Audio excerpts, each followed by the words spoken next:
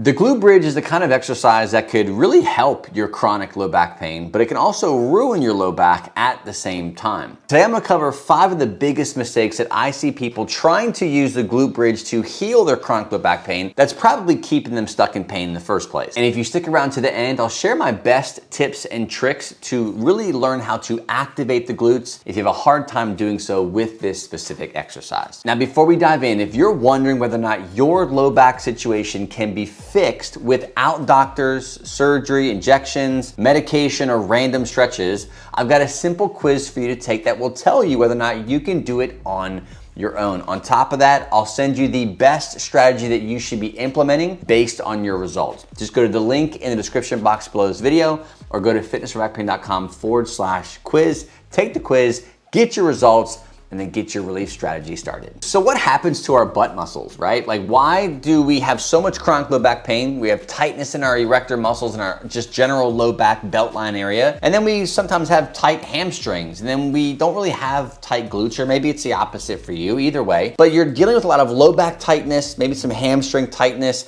You're doing some glute exercises because you were told that stronger glutes are gonna lead to a less painful low back. But every time you do the exercise, your back pain gets worse. What tends to happen is when you've been stuck in this pain cycle, your body, your brain sees certain movements, activities, hobbies, or just daily life now because you've been in pain for so long as a dangerous thing. What tends to happen is it triggers its natural pain reflex, or the protection mechanism, I call it, inside of your body, which what happens is your body becomes more tense, it becomes more guarded or protected. So your low back gets guarded and protected and overused, then your hamstrings get tight and overprotective because your low back is seen as this danger zone. It's weak, it's fragile, we can't bend or twist what we want because we're gonna hurt something.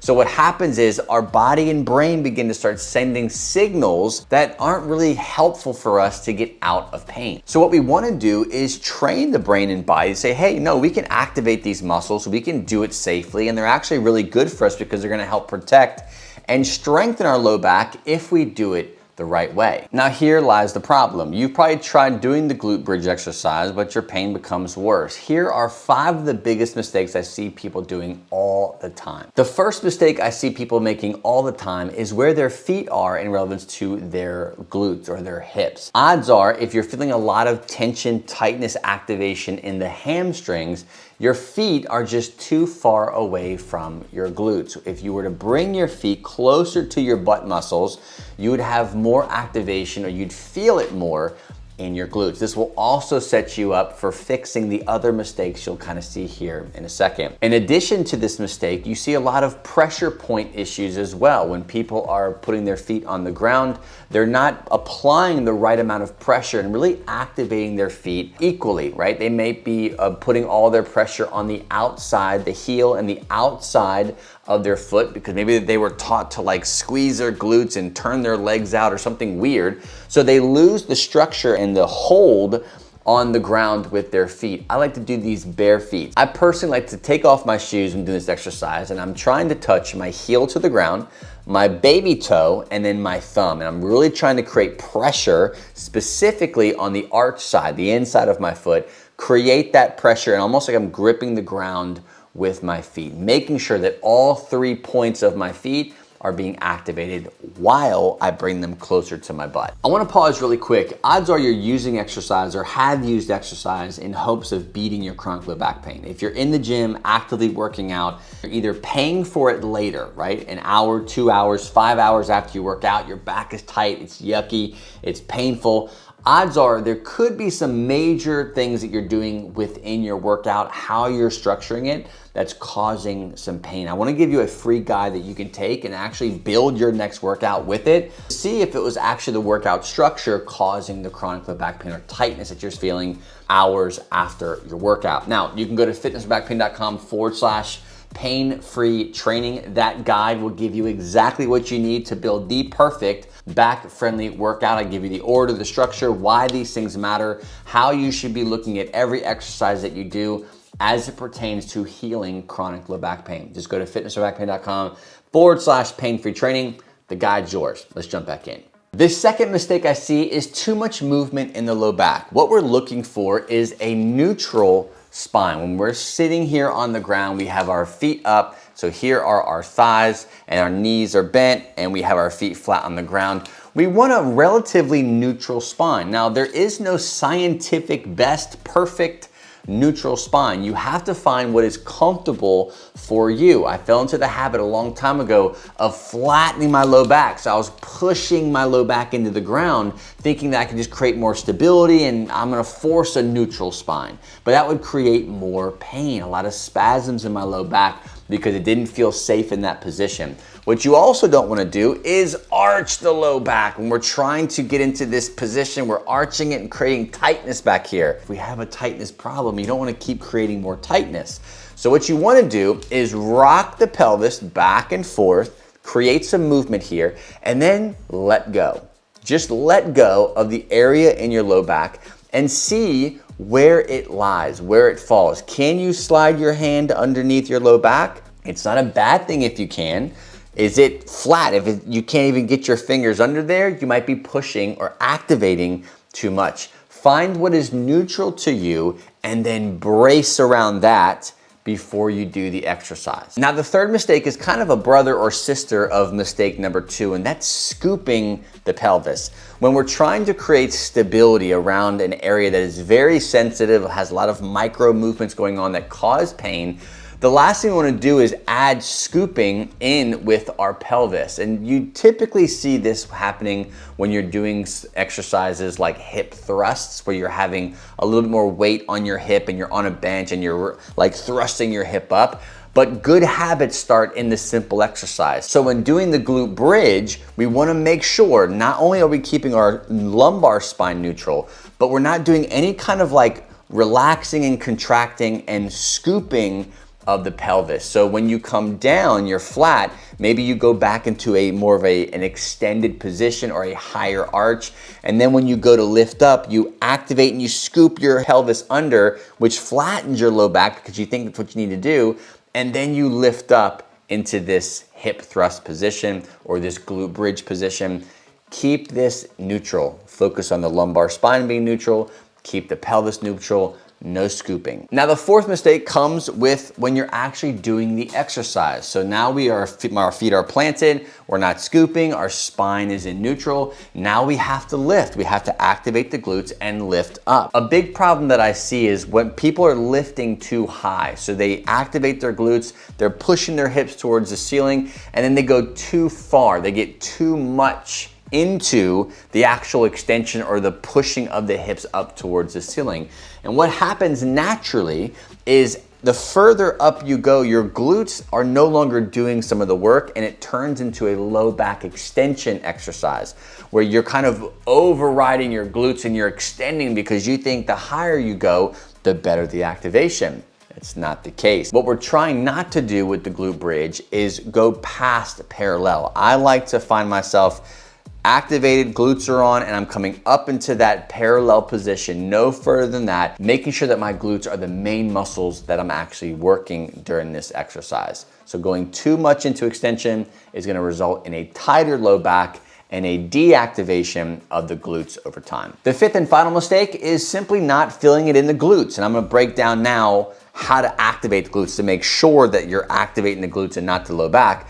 But that's the biggest mistake. They kind of get into the position, maybe they have their feet right, they start repping out all these glute bridges and they're just not feeling it. Maybe their back is getting tighter with every rep that you do. Maybe the hamstrings get tighter and tighter, or your quads get tighter and stronger or more fatigued, and your glutes are just kind of hanging out doing nothing. Very common place to be. And if that's you, we have to talk about activation techniques to make sure the glutes are being fired and not everything else around it. The first glute activation cueing that I like to do with clients is touching.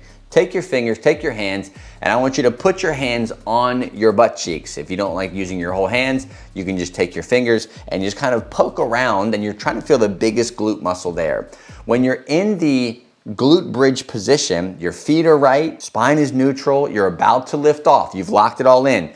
I want you to touch your fingers into your glute muscles and then contract your glutes before you lift off. As you push into your hips, your glutes, where you think your glutes are at, as you're pushing in, you should feel, as you activate, your fingers come out, almost like your glutes are pushing against your fingers. That is how you know you are truly activating your glutes. What you want to do is put the brain to the body, touch the actual muscle that you want to activate. It's a really scientifically proven strategy that you can do. Take your fingers before liftoff, contract the glutes, then start to lift very slowly. Now, another way of making sure that the glutes are active and not shutting off at any point in time is making sure that they don't relax when you get to the up part of the glute bridge. So what I mean by that is, as you press up, you're in that parallel position, your glutes are activated. Sometimes we can push too far into this version or this level of the exercise or this range of motion, and our glutes almost let go. We stop contracting our glutes and we start contracting hamstrings, quads, and low back to keep ourselves going up higher and higher. What you want to do is, before you leave the ground, poke in, contract the glutes, lift the hip up, make sure you're touching that glute to make sure that it's still contracted. And on the way down, you are still poking and pushing into that glute muscle to make sure it's contracted, all the way to the bottom resting position.